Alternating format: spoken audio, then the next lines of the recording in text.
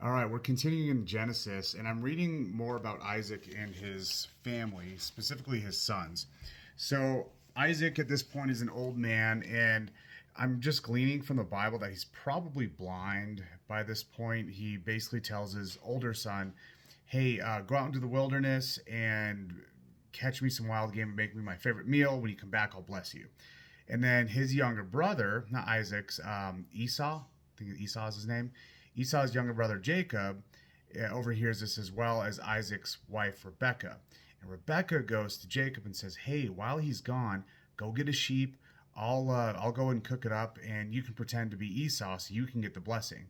And so I'm wondering why Rebecca's doing this, because you don't want to lie, you don't want to deceive somebody, especially your husband, like helping your kids lie. I'm assuming there's some sort of cultural relevance to this, that like the father's blessing is really important. Maybe Esau has always been the favorite child. I mean, Esau already gave up his firstborn rights. So maybe Isaac was like, well, I'll give him my blessing because he gave up all of his rights. I don't know. I don't know all of the dynamics. It doesn't really get into all that. But at the end of the day, Jacob is lying and Rebecca's helping him. So now the reason I think he's blind is because Jacob's like, well, he'll know that it's not Esau because my skin is smooth and soft and Esau is rough and hairy. And he's clearly not worried about the fact that when he sees him, like he'll clearly know it's Jacob. So that's why I think he's blind.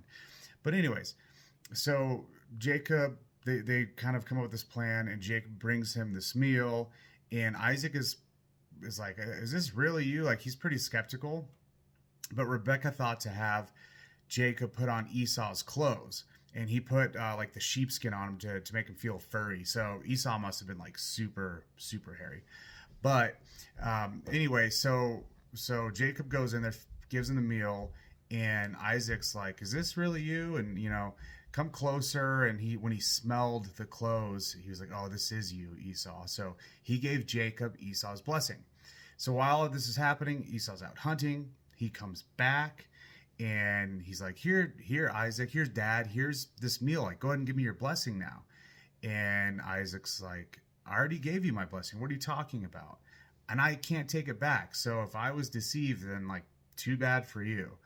And Esau is obviously distraught. He's really upset. And so, okay, that's like the overview, right? And again, make sure you're reading the stuff, because I'm just kind of like paraphrasing, right? And I don't want you guys to miss anything. But I there's a lot more to read in the story. I'm in, I think I wrapped up at like Genesis 28. So there's still quite a bit left in here. But I guess the reason I'm making this video is because this family continues to be really screwed up. And it also just goes to show that the problems that we have today are the same problems that we've always had.